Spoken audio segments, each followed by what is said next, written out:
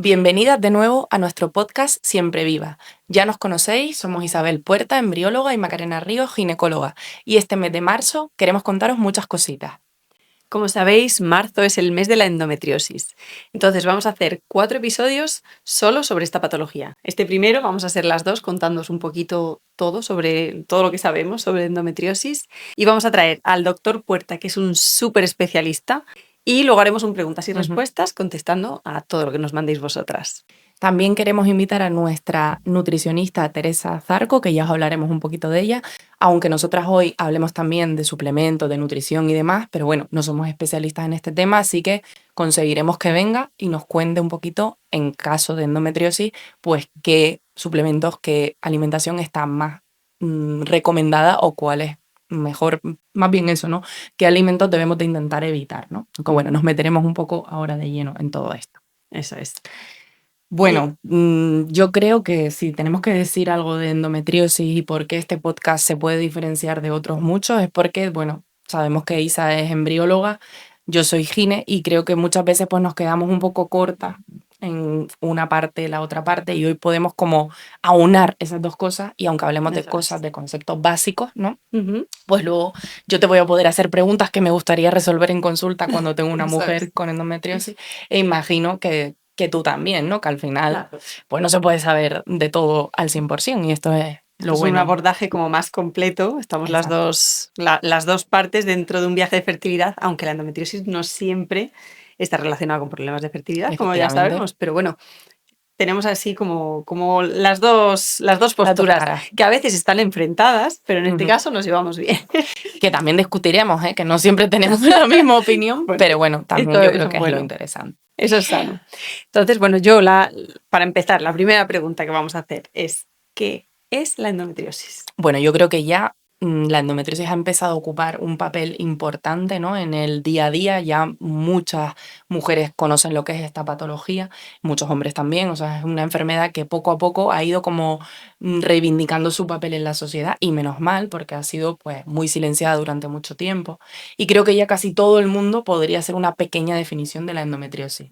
Importante, creo, pensar y decir que la endometriosis es una enfermedad sistémica, no es puramente ginecológica. Eso es. Porque abarca muchos otros, bueno, sistemas del organismo, que luego hablaremos también de eso, y que realmente lo que consiste es que la presencia del tejido endometrial, que es el tejido que se forma dentro de nuestro útero, que realmente es nuestra regla, ¿no? Lo que sale todos los meses, ese tejido solo debería de estar dentro del útero.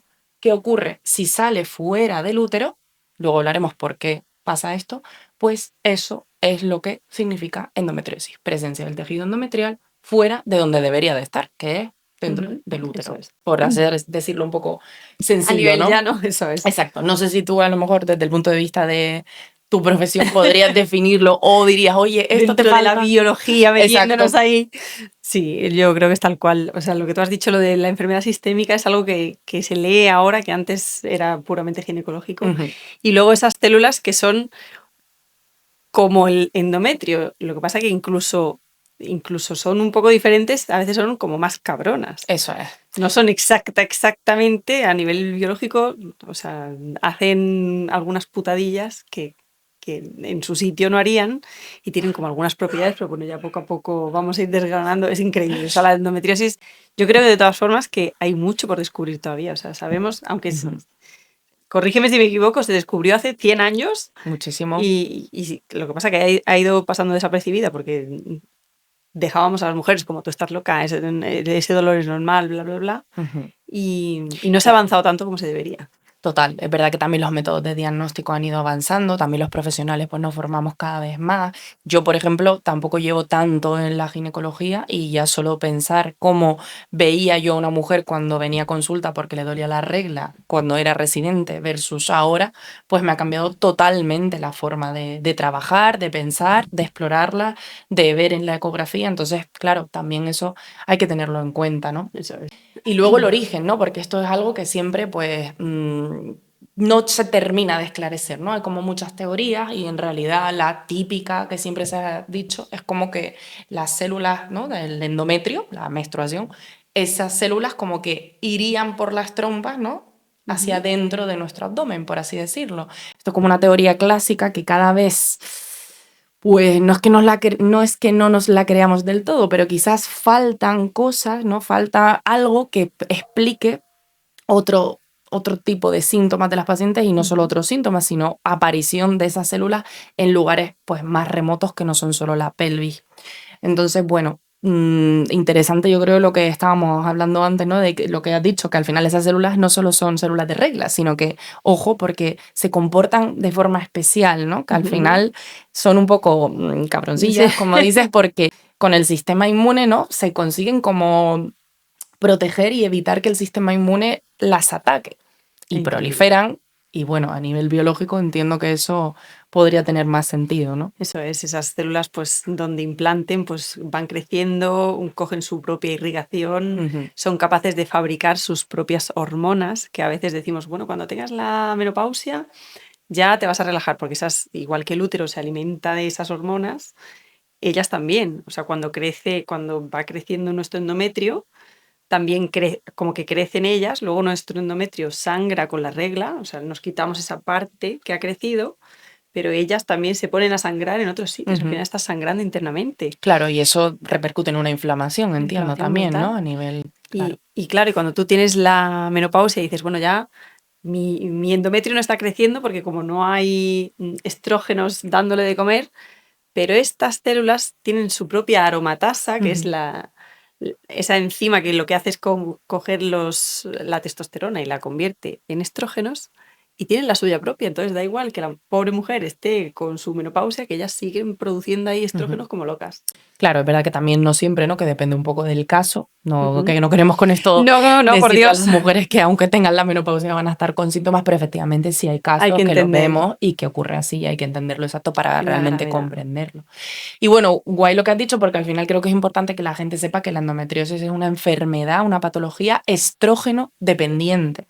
Los estrógenos son la hormona que nosotras producimos en la primera parte del ciclo, Ujú. que producen el crecimiento, o sea, la formación de esas células que están dentro de nuestro útero, que son la regla, pero esto es clave, y yo me gusta mucho explicarlo en la consulta así para que la gente, las mujeres lo entiendan, que es lo que tú has dicho, que esas células se alimentan de los estrógenos, pero no solo las que están dentro de nuestro útero. Si tenemos esas células fuera del útero, se van a alimentar también de esos estrógenos y van a Ujú. crecer, van a proliferar y van a producir pues la sintomatología que tenemos en la endometriosis porque provocan ya no solo inflamación, sino también adherencias y, bueno, repercuten en muchos otros sistemas del cuerpo. Ujú. Entonces, eso es clave para entender por qué luego los tratamientos, que ahora nos meteremos en ello, son casi siempre enfocados a disminuir los niveles hormonales. ¿Vale? Aunque luego hablemos que también pues, hay muchas otras cosas complementarias que nos van a ayudar, por supuesto, pero es importante porque luego tenemos que ver cómo funcionamos para Eso ver es. cómo pueden funcionar los fármacos dentro de nuestro cuerpo. ¿Y la endometriosis siempre aparece en la edad adulta o nos encontramos a niñas que ya tienen endometriosis? Pues yo creo que sí, realmente. Para mí el problema de esto es el método diagnóstico, porque en general la endometriosis, aunque la podemos sospechar, ¿no? Porque tú, por ejemplo, que trabajas también con mujeres que están buscando embarazo y te pueden contar esos síntomas, ¿no? Que tienen dolor con las relaciones, dolor con la regla y demás. Ujú. Estas mujeres realmente deberíamos de verlas con una ecografía, ¿no? La ecografía ginecológica es como la prueba gold estándar que llamamos, ¿no? Como, bueno, la que más accesible es, menos invasiva y nos da más información. ¿Qué ocurre? Que esta ecografía transvaginal muchas veces la hacemos con un ecógrafo, una sonda que no se puede introducir, bueno, no es que no se pueda, ¿no? Pero produce dolor en una mujer que no haya tenido relaciones sexuales con penetración. Claro. Entonces ahí tenemos un poquito de hándicap con el diagnóstico, porque la eco abdominal que a veces hacemos, pues no es suficiente.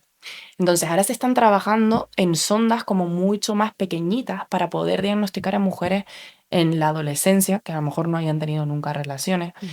Pero también creo importante que muchos profesionales también nos escucharán y que, por ejemplo, pues el doctor Puerta, que se dedica mucho a al diagnóstico, lo está haciendo mujeres que usan Tampax, ¿vale? pues a priori podemos hablar con ellas y decirle, oye, mira, esta es la sonda, explicárselo, va introducida por la vagina con mucho lubricante y ellas mismas pues valorar, oye, pues mira, no tengo dolor, vamos poquito a poco, o incluso hemos tenido casos de la mujer ayudarnos a introducir la sonda, porque al final es la forma que tenemos de diagnosticarlo. Entonces, en la adolescencia, pues casi seguro que habrá mujeres y seguramente esté infradiagnosticada en este perfil de edad. Pero claro, el diagnóstico nos limita, ¿no? En poder darle como un nombre a la patología. Claro.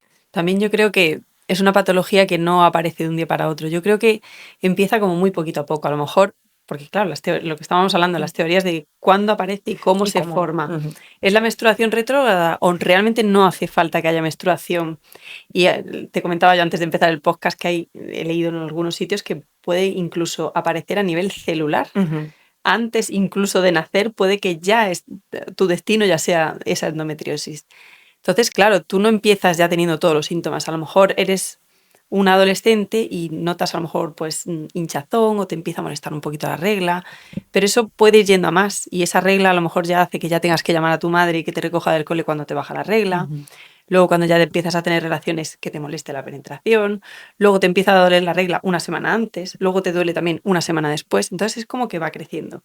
Y en todo ese camino se van visitando a profesionales porque se ve que a esa niña cada vez le molesta más la regla o tiene problemas.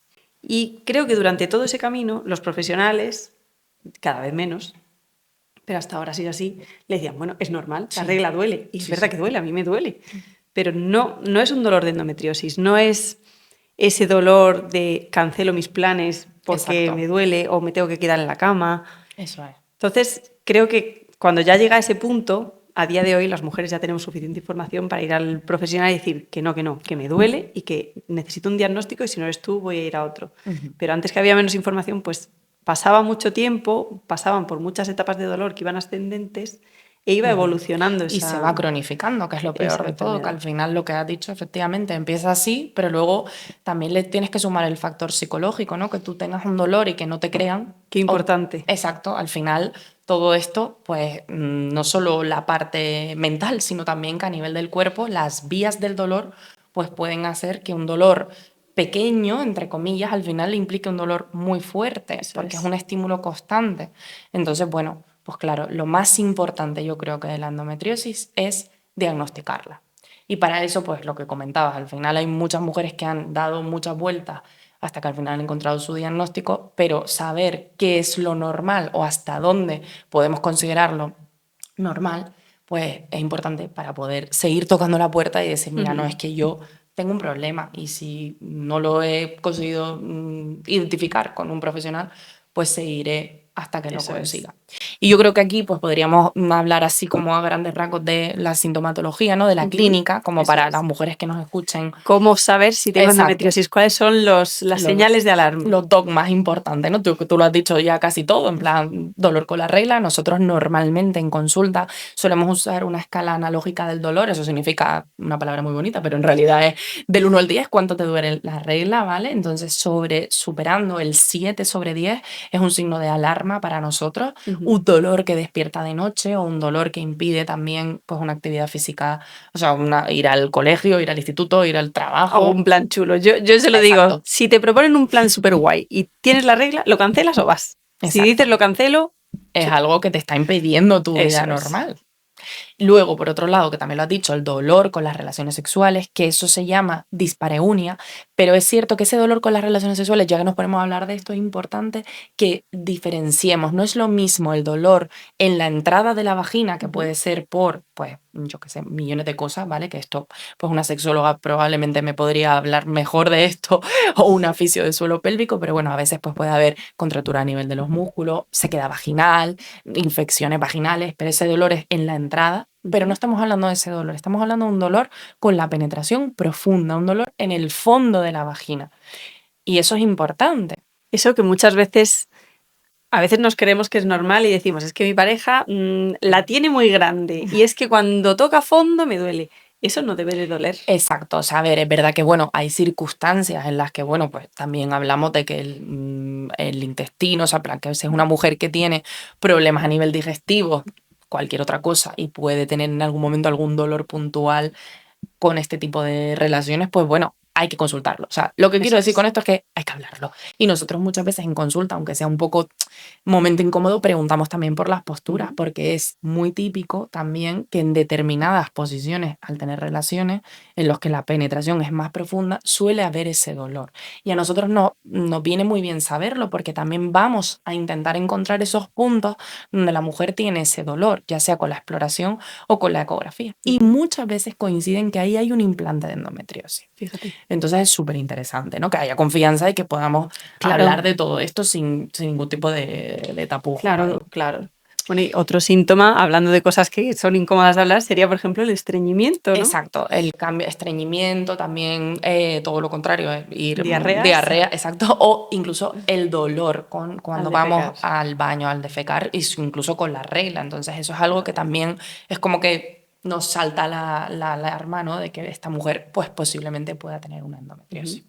Y otra cosa que se normaliza mucho, que la he escuchado ya en varias ocasiones, son cuando te llegan y te dicen, es que estoy cada 2 por 3 con antibiótico por infecciones de orina.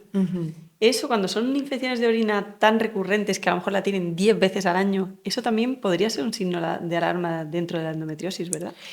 Que yo sepa así como estipulado en las guías y demás, que yo sepa no, pero creo que puede ir relacionado, que es algo que cada vez se sabe más con la disbiosis. O sea, sí que se ve que la endometriosis pueda tener un factor que aumente que esto haya algún problema a nivel de la microbiota.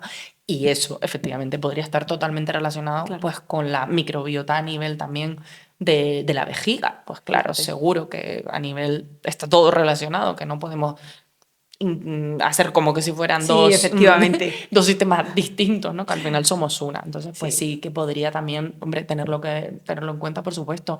Y eso me parece muy interesante de cara a la fertilidad también, aunque no estamos metidas de lleno ahora en esto, pero sí que también tenerlo en cuenta de cara a la búsqueda de embarazo.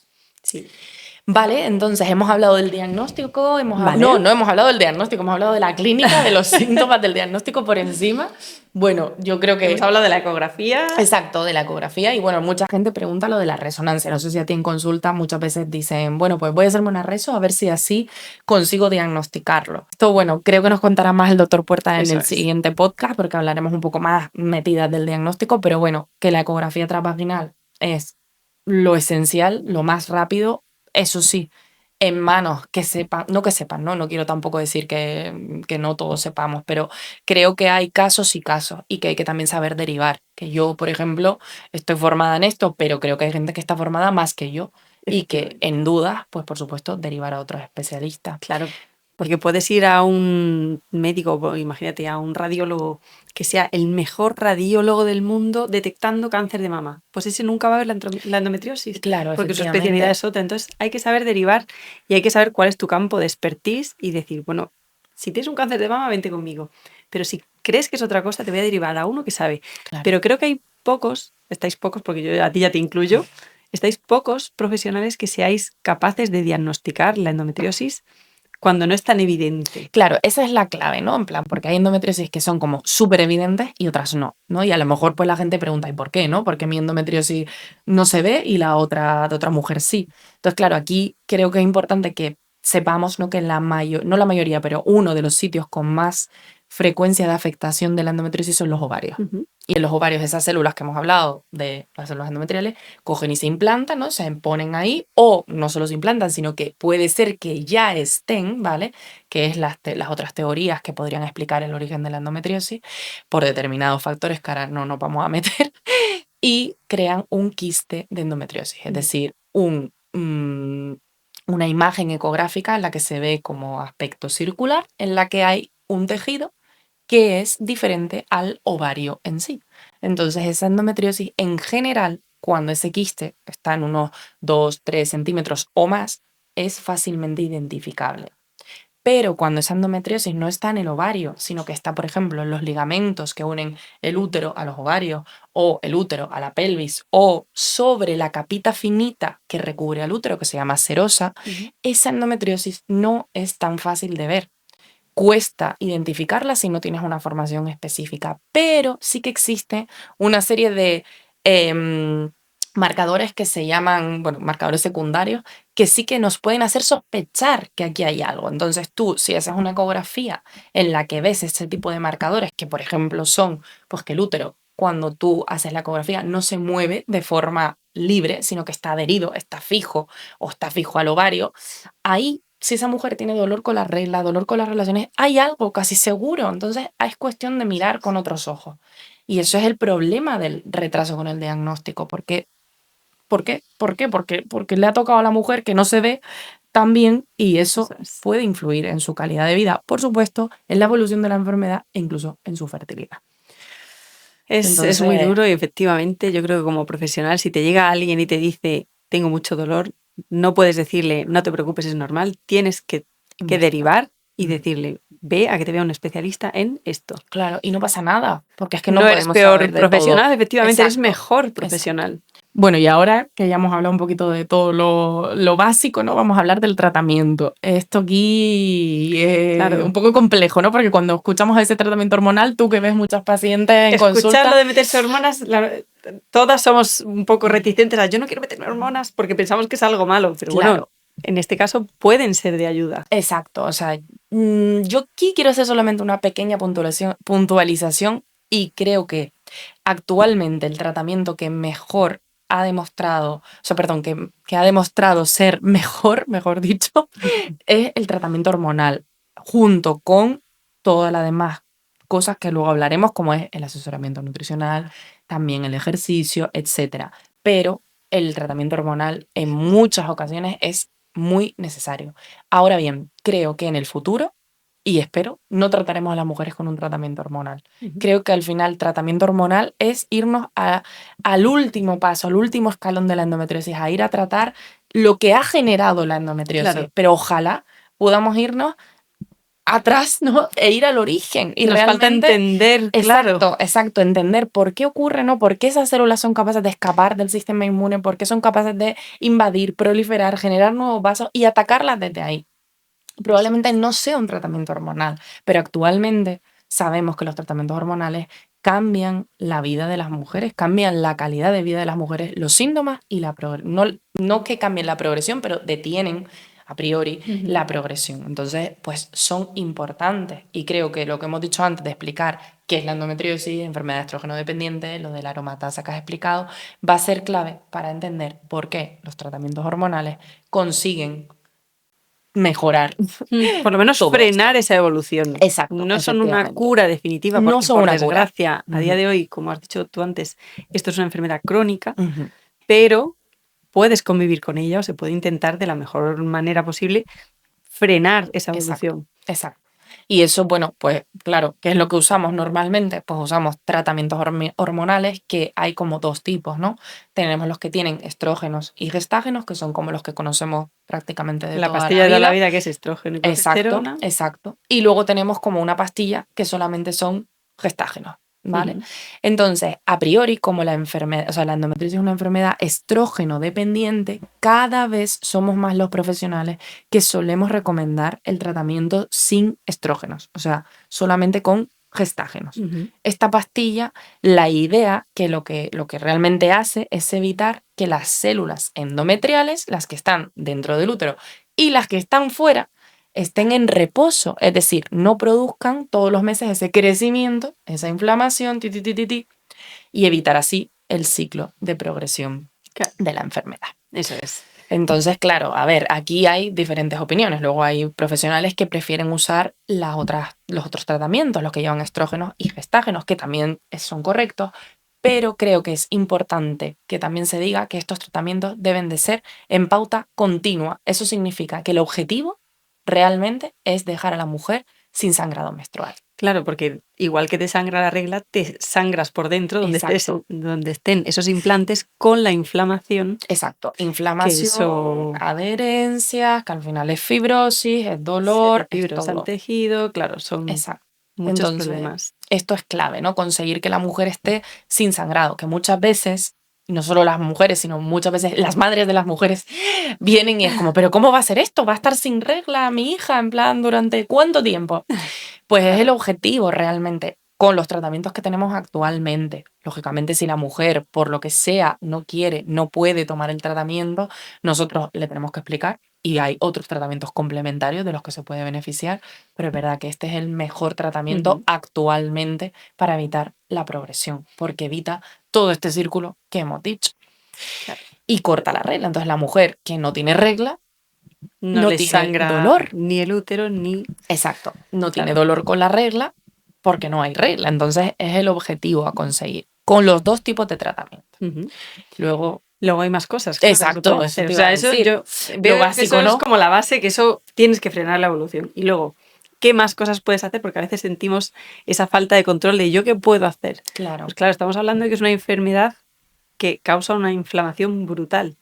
Y eso no paramos de escuchar esa palabra que ahora está súper de moda, inflamación, inflamación. ¿Qué podemos hacer? Lo primero sería el tema de la alimentación, ujú, que ya hemos dicho que vamos a traer a Teresa, pero exacto. bueno, ¿qué abordaje o qué enfoque habría que darle a la alimentación? Pues yo creo que ahora mismo están de moda las dietas antiinflamatorias, que eso no es más que una dieta mediterránea bien llevada, pues intentar evitar los azúcares, las harinas refinadas, los aceites refinados, una alimentación rica en fibra que ayude a nuestra microbiota intestinal, que una buena fuente de proteína, Ujú, las grasas saludables, siempre es muy interesante pues el aceite de oliva, que es nuestro oro líquido, ujú, los aguacates, los frutos secos, siempre cosas que nos ayuden a controlar esa inflamación. ¿Que tengo algún problema con el gluten? Lo retiro. ¿Que no lo tengo y lo tolero bien? Yo no soy fan de ujú. retirarlo. Los lácteos, pues yo, por ejemplo, diría de tomar lácteos siempre enteros, que es como menos procesado. No existen vacas desnatadas. Entonces, una leche desnatada es una leche procesada, Ujú, mínimamente, pero algún procesamiento lleva. Entonces, pues si tomas lácteos y te sienta bien la lactosa, lácteos enteros. Si no, pues hay leches vegetales estupendas. claro, Eso es en la alimentación. De todas formas, Teresa nos contará más a exacto. fondo. Y que también, porque entiendo que igual que no hay dos pacientes con endometriosis igual, pues también a No hay nivel dos dietas, digestivo, claro. claro, habrá gente a lo mejor pues que sea más tendente al estreñimiento, otras más a la diarrea o a nivel Eso digestivo tenga distensión abdominal y habrá que enfocar un poco el caso, ¿no? Eso Así, hablábamos justo antes de empezar el podcast. Una paciente de endometriosis, si ahora con la disbiosis que hablábamos, ahora tiene ujú, un SIBO, claro, tú no la puedes saltar a brócoli porque es exacto, que la vas a inflamar más. Entonces, no todo, por muy bueno que parezca, sirve para todas. Así que exacto, hay que, lo importante que tú has esto. dicho, personalizar cada Personalizarlo. caso. Claro, sobre todo porque al final, como hemos hablado, la endometriosis también engloba, ¿no? Tiende a que otras patologías sean más frecuentes. Claro. Entonces, pues ojo, porque no podemos tampoco culpabilizar a la endometriosis de todo, o por lo menos no tenemos que decir, vale, diagnóstico endometriosis, ya está. No, sino hay que abrir un poco la mente, ¿no? Y ayudarnos de otros profesionales que puedan, Eso es. pues, hacer un abordaje, pues, más integral de la paciente, A porque estas muchas pacientes, veces... eso es, hay que mirar más cosas y hay que Ujú, trabajar más cosas, no solamente puramente la endometriosis en sí. exacto, exacto. Luego el tema, todo esto mirando para bajar la inflamación, el ejercicio, por Ujú, supuesto. Habíamos comentado antes que hay como unos centros especializados en ujú. ejercicios para este tipo de pacientes, Eso es. que tampoco es que sea nuestro campo, no somos expertas Pero en ojalá deporte, eso estuviera a la pero orden bueno, del día. Eso sí, sería el sueño, ¿no? En plan, que una paciente con endometriosis le diagnosticada, hiciesen sus exacto, ejercicios orientados ojalá, a su a patología. mejorarlo, claro, al igual que la Pero dieta y demás, ¿no? Porque, bueno, investigando un poco sobre el ejercicio, pues sí que hemos visto que, curiosamente, existe un ejercicio que es como personalizado, ¿no? Guiado en general por fisioterapeutas del suelo pélvico, ujú, en el que consiguen combinar el ejercicio de fuerza con el ejercicio aeróbico también, pero sin generar no un sobreesfuerzo, sino que ese un ejercicio, estrés, exacto, genere un estrés, ¿no? Que al final sea como algo más, eso ¿no? es. Que vuelva a darle vueltas a este círculo. Entonces, sí, ejercicio sí. También hablan un poquito del tema del suelo pélvico, ¿no? De que también ejercicios enfocados a este nivel ayudan a mejorar el dolor. Ujú. Pero claro, al final lo que hablamos de todo esto es que Personalizado. claro, pero que en la práctica, estas mujeres, ¿cómo lo hacen? O sea, lo ideal sería que eso, que a nivel del sistema público Se ofreciesen se pudiera estos hacer, programas, claro, claro. algo integral, ¿no? Que tú dijeras, venga, pues es que vamos a hacer este programa con estas mujeres y van a ir asesoradas a nivel de ejercicio, nutrición y sexología. Eso sería, pues, la leche, Como la debería. verdad. Pero bueno, eso lo iremos luchando desde aquí Ojalá, para ojalá. que lo vayan metiendo. Al Exacto. final es una patología que cada vez tiene más visibilidad Ujú. y me imagino que poco a poco irán abriendo ese camino, pero bueno, Eso es. nos queda mucho por hacer. Y luego el tema de la meditación, ¿no? El tema del Eso. yoga, el tema de la acupuntura, ¿no? Que también se escucha. ¿Qué piensas Ujú. un poquito de esto? ¿Te parece algo como para dejarlo aparte, incluirlo? O... A mí me gustan todos esos temas y creo que realmente pueden ayudar. El tema de la meditación también depende a ti que te ayude. Ujú. A lo mejor a mí me ayuda la meditación y a ti te ayuda el yoga y a otra le ayuda a tomarse un café en su porche a las 8 de la mañana viendo amanecer. Yo creo que son técnicas de gestión de estrés Ujú. y que te ayudan no a relajarte, sino eso, a bajar un poquito esas revoluciones que llevamos, ese cortisol que en teoría debe de hacer un pico por la mañana e ir cayendo durante el día, y la realidad es que nos hace así y casi que tenemos aquí una meseta todo el día. Con lo Total. cual, bajar eso ayuda a bajar la inflamación porque el cortisol es muy inflamatorio y esa inflamación de primera hora nos viene muy bien, pero a última hora no la queremos. Claro. Sí, Y que al creo que son final... técnicas muy interesantes, muy, Eso muy es interesantes. súper sorprendente que hay estudios sobre esto y me parece genial porque al final es lo que hablamos, tenemos que hacer esto algo como complementario Ujú. y también de la acupuntura, que parece que Eso la es. acupuntura obtiene beneficios durante el tratamiento, es verdad que luego a largo plazo parece que esos beneficios pues se van, pero bueno, que al final son terapias complementarias que pueden ayudar y que efectivamente pues un poco depende de cada mujer, pero que no podemos olvidar todo lo que hemos hablado, es que al final somos un cómputo y sirve para todo. O sea, esto en el fondo no creo que sea solo para la endometriosis, sino que siempre es lo que le estamos dando vuelta, Eso ¿no? es que lo necesitamos en nuestro día a día. Exacto, o sea, pero Deberíamos bueno, hacerlo todos, el tema de la meditación. Y todo luego es. para controlar el cortisol había una cosa que es muy chorras, pero que funciona, que era salir a primera hora del día y que te dé En los luz del primeros sol. rayos de Eso eso. es. Claro, al final es activar un poco el ritmo circadiano, ¿no? Con picos de melatonina también y demás. Por la Entonces, noche. Bueno, claro, hablando de la melatonina, no hemos hablado de dormir. Qué exacto. importante el dormir, Eso es. porque dormir es antiinflamatorio Ujú. de por sí. El cuerpo repara por la noche todo ese daño, entonces dormir es antiinflamatorio, pero una buena higiene de sueño, ya traeremos a algún experto. Me gusta, me gusta. Eso me parece muy Evitar interesante. las luces antes de dormir, Exacto. durante la noche que cogemos el móvil y nos pegamos el fogonazo, Ujú. queremos esa melatonina, cuidarla como un tesoro y dormir suficientes horas, porque al final el sueño tiene una serie de fases que si no pasas por ellas no tienes todos esos beneficios. Total. Así que otro tema muy importante, dormir y que nos lo Y cuente un calidad de experto. Exacto. Ya eso ya lo traeremos no solo para endometriosis, sino para beneficios a nivel de salud, de longevidad y de Exacto. todo. Básicamente lo que viene siendo Todo. siempre vida, ¿no? Sí, siempre viva, Siempre fertilidad, viva. salud y longevidad, todo. Exacto.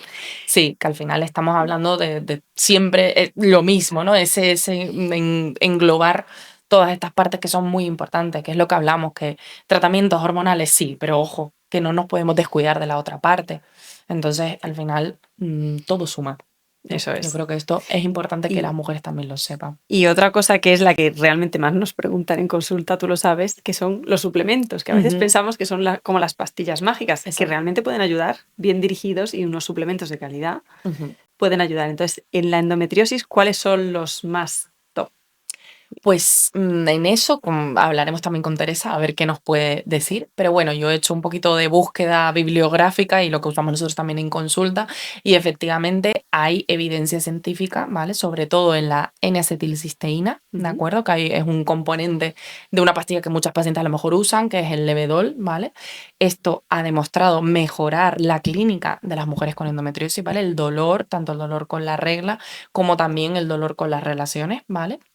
Y luego también tenemos complejos vitamínicos, sobre todo la vitamina ERA, C y E, Sí. efectivamente, porque es verdad que la vitamina D también es algo que tenemos que intentar ver y optimizar en estas pacientes. No hay tanta evidencia en este sentido, pero sí, o sea que sería interesante verlo. Ujú. La curcumina también, al final pues tiene un poder antiinflamatorio muy potente y Eso es. podría ser muy interesante también para ver. Y los omega 3. Los Esto omega 3, es que clave. eso es para todo, creo que todas las patologías, yo me lo tomo a diario, el omega 3, porque creo que no tomo suficiente Eso pescado como para cubrir mis necesidades. Exacto, eso es justo donde iba, ¿no? En plan, que el tema de los suplementos a mí me parece que están interesantes, pero creo que lo ideal sería que los obtuviéramos de la dieta. Está claro que ahí yo no soy la especialista y no me voy a meter y entiendo que habrá cosas que no nos podamos como tomar la dosis que necesitemos La a nivel dosis de la alimentación. bioactiva, porque a Exacto. veces tomamos pescado, pero no llegamos a esa dosis que es Ujú. bioactiva, que realmente te va a tener un efecto, un Ujú. beneficio.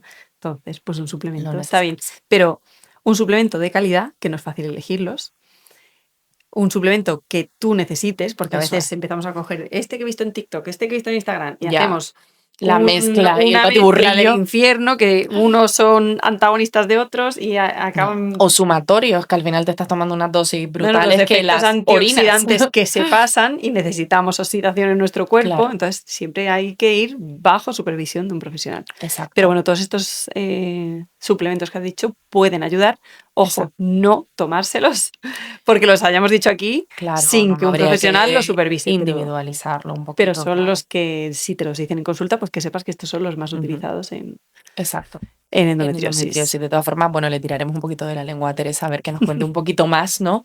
Porque, bueno, son a priori lo que nosotros testeamos en consulta, pues también es esto, ¿no? Sobre todo los niveles de vitamina D. Pero bueno, que al final hay otras cosas aparte de eso. Y es importante también saberlo como profesionales, aunque sea ginecólogo, ¿no? Por lo menos Eso es. valorarlo de forma integral. Y bueno, ya nos metemos un poquito más en nuestro campo, que es la reproducción asistida, que no toda mujer que tenga endometriosis va a terminar con problemas de Exacto. fertilidad, ¿Por qué pero puede afectar? A ver, cuéntanos un claro, poco, ¿no? En plan, si tú tienes una paciente en consulta y que tiene endometriosis y viene súper preocupada, pero ¿tú qué le dices? claro, lo primero de todo, si hay endometriosis o sospecha de endometriosis, es valorar la reserva ovárica, porque hemos visto que esta enfermedad sí puede afectar la reserva ovárica. Sabemos que es la cantidad de óvulos con la que nosotros nacemos. Nacemos como con una hucha, ahí tenemos una hucha por ahí arriba que representa nuestro ovario. Entonces tenemos todos los óvulos que vamos a tener a lo largo de nuestra vida y vamos perdiendo todos los meses a un ritmo dependiente, o eso es lo que se cree, de los que quedan dentro. Si tengo muchos, voy gastando muchos cada mes. Si tengo muy poquitos, voy gastando menos. Entonces vamos midiendo cuántos salen de la hucha cada mes y estimamos cuántos quedan dentro, que eso es la reserva ovárica. Una mujer con endometriosis podemos ver que cada mes salen poquitos y eso nos puede decir, ojo, que le quedan poquitos dentro.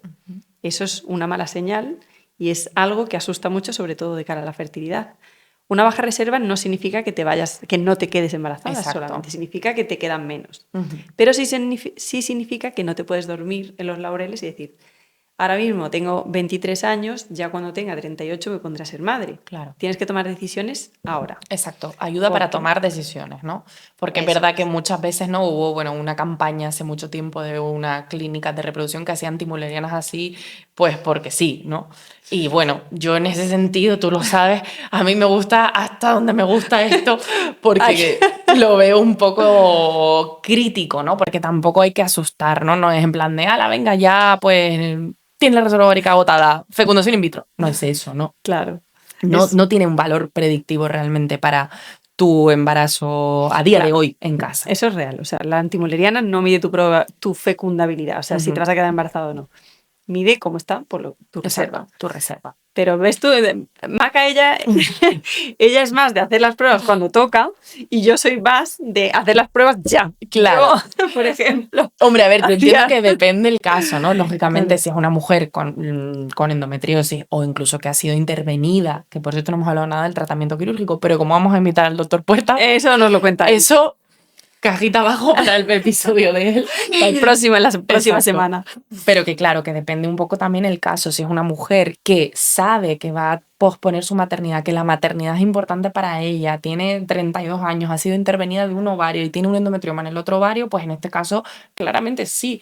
Pero si tengo una mujer que va a buscar embarazo, imagínate, ¿no? En plan de, mira, tengo endometriosis, pero quiero buscar embarazo ahora. Yo sí le haría una ecografía para valorarla, pero quizás no le pediría una antimuleriana en este momento, porque realmente ni ha empezado a buscar embarazo. No sé cómo tiene el semen su pareja, no sé cómo tienen sus trompas, es decir, realmente no sé ni siquiera si necesita un tratamiento Claro. de reproducción. Quizás esa mujer, si busca embarazo durante 6 meses, se quede embarazada de forma espontánea y hacerle una antimuleriana y decirle, mira, tienes una antimuleriana de 0,4, que podría pasar, no le va a aportar nada en ese momento. Por supuesto hay que identificar cada caso, ¿vale? Pero al final me da como mucho miedo dar esos sustos de pronto, sobre todo en mujeres que no han buscado. O sea, otra cosa es que ya lleven un año buscando, por supuesto. En eso no. Pero bueno, Claro. Que es verdad que la endometriosis, el problema que tenemos es que no solo afecta a la calidad y al número de óvulos, sino también a la calidad. que también, aparte de eso, nos produce una distorsión anatómica que, aunque sea esto un poco sorpresa, lo voy a hacer porque Isa no me ha dejado traer una pizarra y voy a coger el útero. Sí, y con esto voy a intentar explicar por qué la endometriosis también puede afectar ya no solo nuestro útero, ¿no? Trompas, y aquí tenemos los ovarios, no solo afecta a nivel del ovario si yo tengo un endometrioma, sino que puede afectar a otros muchos niveles. Si yo tengo una endometriosis y mi endometriosis está a nivel de la trompa o a nivel de los ligamentos que unen el útero con mi cuerpo o los ovarios con el útero, esta trompa a lo mejor en vez de estar así, que normalmente no está así perfecto, todo precioso, pero sí que puede ser que la trompa esté tal que así o está tal que así. Entonces, ¿esto qué puede implicar? Que las trompas es el lugar donde se une el óvulo con el espermatozoide. Si yo tengo una trompa que no funciona, pues esa mujer no se va a poder quedar embarazada de forma espontánea. Entonces, ese es uno de los factores, la distorsión anatómica que provoca la endometriosis. No siempre, no todas las mujeres, pero podría ser uno.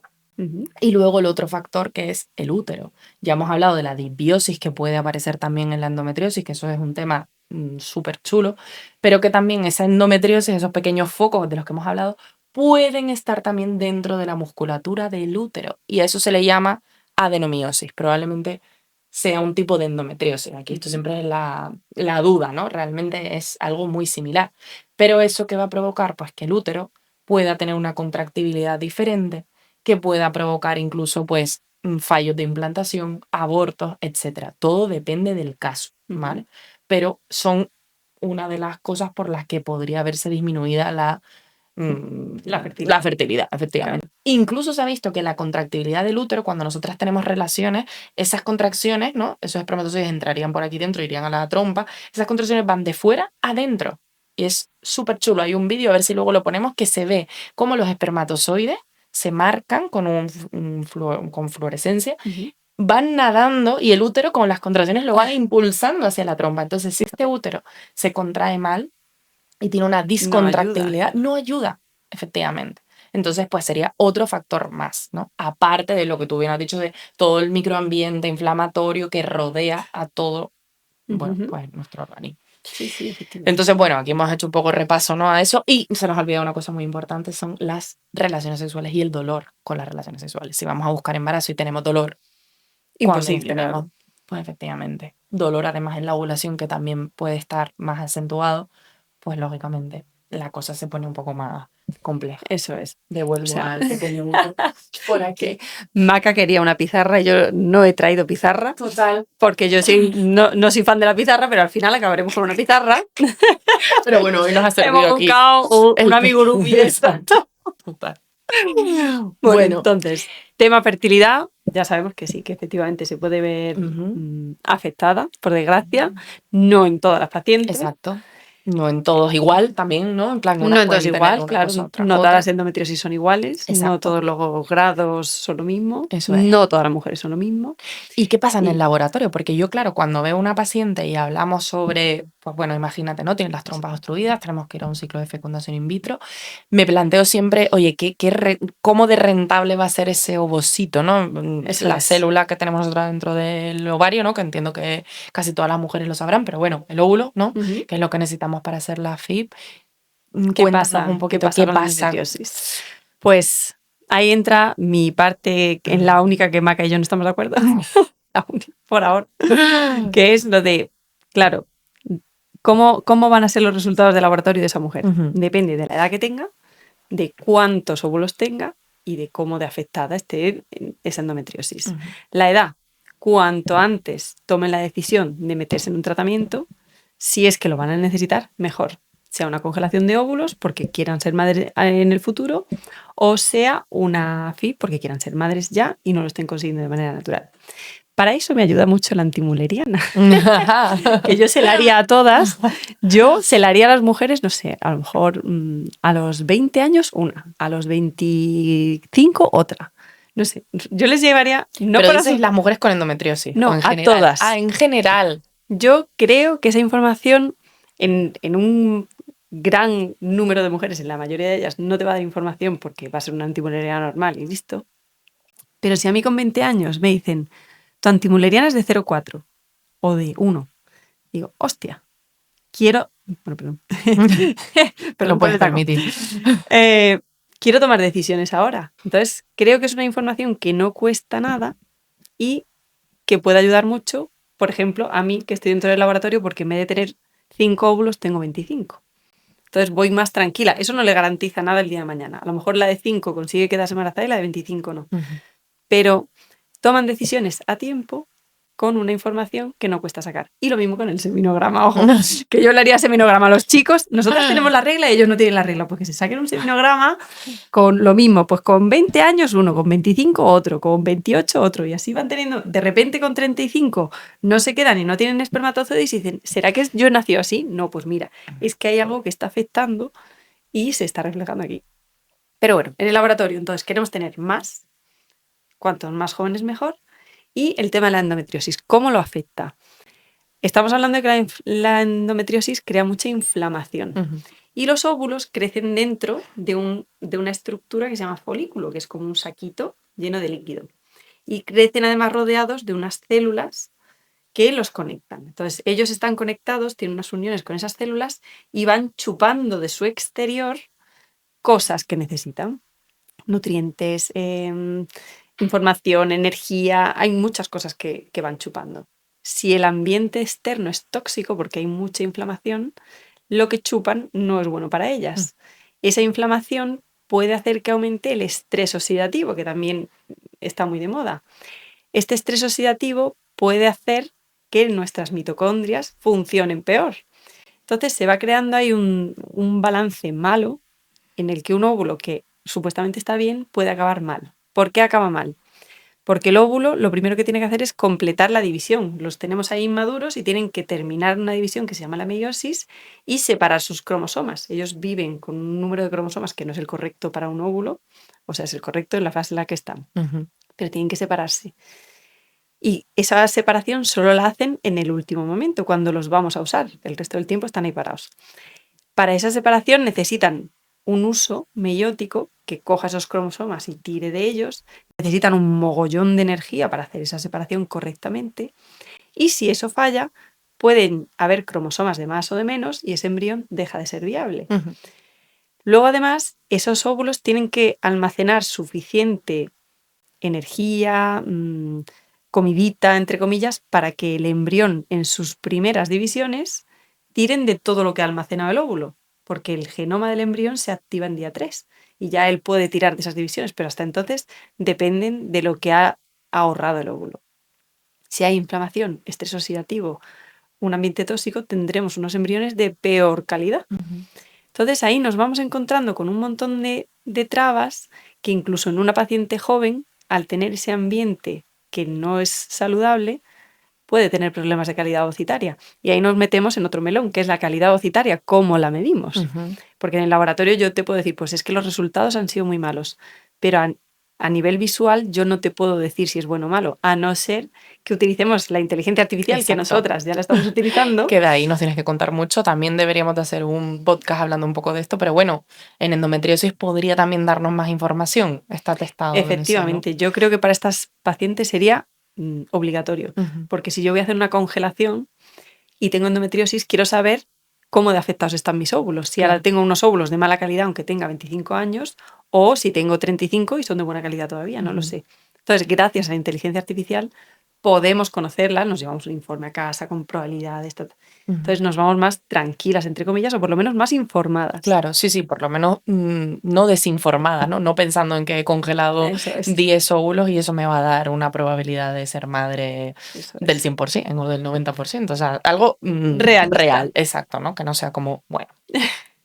Vale, entonces realmente sí que tendría que informar yo desde el punto de vista de una mujer con endometriosis de que sus ovocitos podrían, ¿no? dar un poquito menos de rentabilidad en el laboratorio. Es decir, que puede ser que no haya tanta calidad, vamos a llamarlo así un poco entre comillas, ¿no? O que Eso incluso es. el número de embriones que podamos conseguir sea menor. Eso es. Vale, vale. Podemos, no se sabe, o sea, cada paciente es diferente. Habrá mujeres que no se haya visto afectada su calidad ovocitaria, otras que Ujú, sí. claro. Hubo un estudio muy bueno en el que analizaron la metabolómica, los metabolitos, los productos que había Ujú. en el líquido folicular de mujeres con endometriosis. Y realmente se vio una huella característica de estas pacientes, con lo cual es medible el Claro, efecto de esta enfermedad en ese en el líquido líquido. folicular. Claro, el problema es que como hay tantos tipos de endometriosis, yo me planteo, ¿no? Y digo, ¿y esas mujeres tenían endometriomas o tenían endometriosis profunda? Es decir, endometriosis fuera del ovario. Claro, ahí es Y donde nos eso, encontramos esa claro, heterogeneidad que exacto, vemos en los estudios que decimos, pues hay estudios que dicen que sí y hay estudios que dicen que claro, no. ¿Es que alguno de los dos está mal hecho? No. claro. Es Pero es que que hay miden cosas diferentes. ¿En qué estado estaba la endometriosis endometriosis. avanzada? ¿Qué protocolo han usado? ¿Eran embriones frescos o congelados? ¿Qué edad tenía la paciente? Entonces, hay tantos factores que un estudio te puede decir que no influye en la tasa de nacido vivo, otro que Y sí, otros. otro que Claro, influye en la implantación, otro que no. Entonces, hay exacto. que saber interpretar los datos y pues estamos los profesionales para coger toda esa información y decir, bueno, vamos a Claro. aterrizarla. Lo que pasa que a veces, muchas veces no tienes una información clara, o sea, es Claro. como, bueno, pues sí y no, entonces ya, pues, porque claro, una de las cosas que hablábamos hoy para sentarnos aquí es que al final, ¿no? Por lo menos los resúmenes que yo he hecho para, bueno, para workshops, para talleres y demás, es que al final, aunque el número de óvulos que se consiga con las mujeres con endometriosis sea menor, aunque parece que puede ser que lleguen menos embriones, luego las tasas de recién nacido por transferencia parece que no se ven tan afectadas. Y a mí esto me choca, ¿no? Porque después de hablar todo lo que hemos hablado, pues ya no sé si se debe a que los estudios están diseñados un poco de forma heterogénea, es decir, pues que no han identificado pues mujeres que tengan solo endometriomas o mujeres que solo tengan afectación del útero, lo de la adenomiosis. Entonces, claro, se pone aquí como un batiburrillo que al final nos cuesta a nosotros realmente concluir e informar a las mujeres, ¿no? Entonces es como que cada caso es cada caso, ¿no? Diferente. Bueno, es verdad que está bien saber, ¿no? Por lo menos yo creo que es importante explicar a las parejas pues lo que hay y luego pues ir Claro, viendo tomar un poco, decisiones, exacto, eso es lo sobre la importante. marcha, porque Tener, también, tener la capacidad de tomar esas decisiones con ujú, información. claro, efectivamente. Pero y estos embriones, por ejemplo, descongelan igual de bien, eso sí que Ujú. no hay problema, ¿no? En cuanto ya tenemos el embrión, no hay como diferencias entre una mujer con Claro, endometriosis y ahora sin. llegamos a la siguiente parte. Imagínate que tenemos X ovocitos que sean de calidad, lo que sea, Ujú, pero conseguimos embriones sanos, estupendos y maravillosos. Y ahora tenemos 3 embriones. Ahora llegamos a la siguiente parte, que es el útero. ujú, Ese embrión hay que transferirlo a un útero. claro, Y se ha visto que el útero de las mujeres con endometriosis también puede ser como un punto que les lleve, como has comentado tú antes, a tener problemas de claro, fertilidad, claro. bien por la Ujú, contractilidad, bien por la disbiosis, o incluso se ha visto que puede aparecer una resistencia a la progesterona, exacto. que es la que abre y cierra esa ventana de implantación, Ujú, y por muy buen embrión que haya, si el útero no está en modo embarazo, ujú, cae en un campo no. de minas y dice hasta Claro. luego, Y Lucas. el factor inmunológico, que también se ha visto, ¿no? Que en mujeres Eso con es. endometriosis puede haber mayor predisposición a haber algún problema a ese nivel, que al final es como una conversación, ¿no? Entre el embrión y el endometrio, entonces pues ahí puede Eso haber es. también algún problema. Eso es. Eso es interesante lo que hablabas porque, claro, al final, si hay endometriosis a nivel del músculo del útero, como hemos hablado antes, ¿vale? Existen determinados protocolos que a veces también pues las pacientes, las parejas quieren saber un poco qué diferencian los tratamientos de fecundación in vitro en una mujer con endometriosis versus no endometriosis. Ujú. Entonces es verdad que esto, pues volvemos a lo mismo. No hay una evidencia Eso. clara como tal, pero sí que se ha visto que en ocasiones, cuando ha habido varias transferencias de embriones que no ha ido bien, existe un tratamiento que deja a la mujer, por así decirlo, con unos niveles hormonales bajísimos de estrógeno durante unos 3 meses aproximadamente. Incluso a veces se usan inhibidores de la aromatasa Ujú. para disminuir incluso más los niveles de estradiol, de estrógeno, perdón, y a posteriori se transfiere el embrión congelado. Ujú. Entonces, en estos casos parece que puede aumentar la tasa de betas positivas, vamos, de que vaya bien el ciclo de reproducción asistida. Ujú. Y eso es otra de las cosas que es diferente, ¿no? En plan que en general, las tendencias actuales son que las mujeres con endometriosis pues no se transfieran los embriones en el ciclo en fresco, ¿no? En O sea, fresco, cuando siempre congelado, claro. eso es, cuando tú obtienes el embrión, ¿no? Después de haber hecho la punción, los 5 días estos que tú has hablado, pues no devolverlo al cuerpo de la mujer en ese momento, sino esperar a que los niveles de estrógeno, sobre todo que están ahora hasta arriba, Claro. suprafisiológicos, pues bajen bastante y luego proceder a transferir el embrión Eso es. congelado, ¿no? Entonces, bueno, es verdad que hay pequeñas cosillas, ¿no? Que al final, pues sí que son diferentes, ¿no? No todo, pero sí que hay protocolos un poco más personalizados, ¿no? Y eso es lo Dependiendo de... importante también de dar con equipos que conozcan bien la patología, cómo abordarla, cuáles son las mejores estrategias, Ujú. porque realmente puede cambiar mucho. Claro, sí, esto la verdad que también me parece súper interesante lo nuevo que está por llegar, porque el otro día, bueno, ya esto se hacía en el hospital donde yo me formé, pero ahora es como que está teniendo más peso. Las mujeres con endometrioma se ha visto, ¿no? Que quitar el endometrioma antes de buscar embarazo o someterte a un tratamiento de FIB no tiene ningún beneficio. Y esto es una de las preguntas que muchas veces nos plantean, ¿no? En ¿Me lo plan de, quito o no me lo quito? exacto, Claro. me lo quito y ya está. Pues a priori, la respuesta es no, porque al final, por mucho mimo y cuidado que tengan los cirujanos, los ginecólogos en operar ese ovario, el ovario, quieras o no, lo tocas. Lo puedes dañar parte, ¿no? Esa reserva ovárica. Quitar un poquito de reserva. Exacto, exacto. Entonces es mejor no tocar, excepto si la mujer, por supuesto, tiene un dolor que es muchísimo para poder tener relaciones sexuales. Entonces, en ese caso, no, o sospecha de que ese quiste tenga alguna imagen que a nosotros nos dé duda con que sea algo maligno, por supuesto, pero en general no. Pero ahora hay uno, bueno, ahora no, ya os digo que ya lleva tiempo, hay una técnica que es la esclerosis con etanol, es decir, como que pinchan ese quiste, ¿vale? Endometriosis, aspiran ese líquido, luego echan dentro como una mezcla de etanol y suero fisiológico, está un ratito ahí y luego se vuelve a aspirar.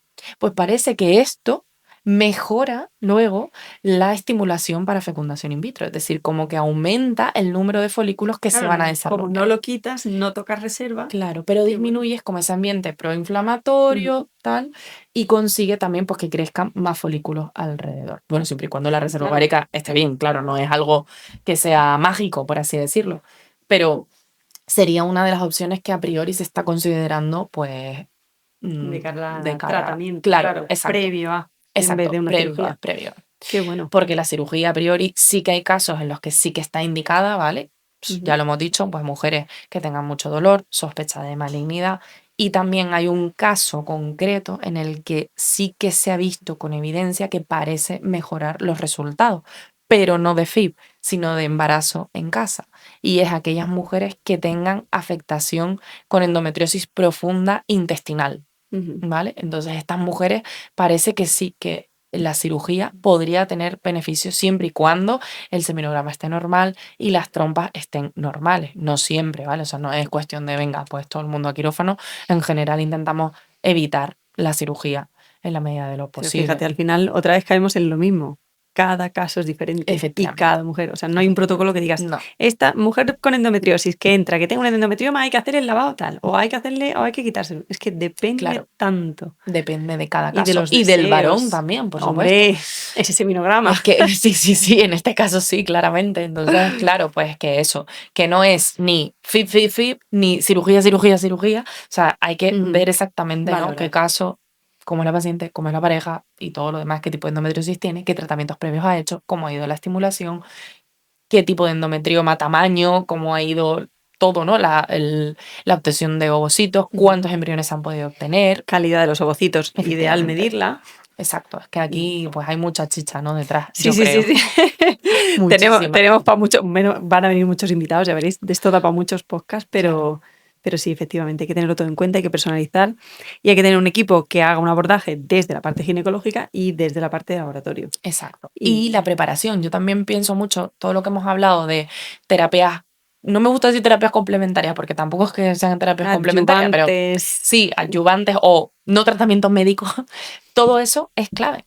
Es clave para enfrentarte a un tratamiento de reproducción asistida o buscar embarazo. Entonces, todo eso, todo lo que hemos hablado, la dieta, bueno, perdón, la alimentación, el ejercicio, todo lo Sueño. demás, el sueño, todas las actividades que reducen nuestro estrés y demás, van a ayudar a que todo lo demás encaje. Funcione Exacto, correctamente. exacto. Ya sea para una cosa o para otra. Ya sepa, yo cuando yo tuve problemas de fertilidad y al final dije, mira, no voy a tener niños, cambié el chip y hacía todo eso Claro, por mi longevidad.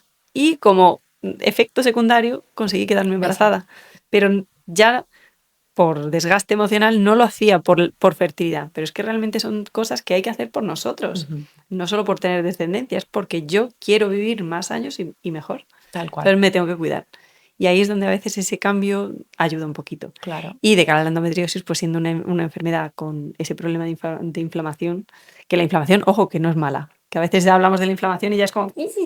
La inflamación es como la alarma de incendios. Cuando suena, vienen los bomberos y apagan el fuego, es fabulosa. El problema es que se quede el interruptor cogido y esté eso todo el rato sonando. Claro. Ahí es donde tenemos un problema. Entonces, la inflamación es amiga en ciertos momentos.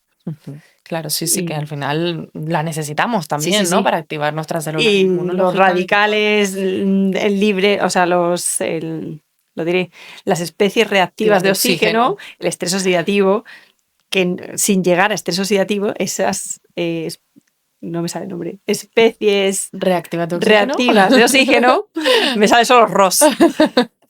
Pues son necesarias y son un producto de que todo va bien en nuestro cuerpo y nuestras mitocondrias las producen y es algo normal. Pero cuando producen de más o somos capaces de limpiarlo menos, ahí es donde hay un problema. Exacto. Lo cual que ni todo es blanco ni todo es negro, ese es un mensaje.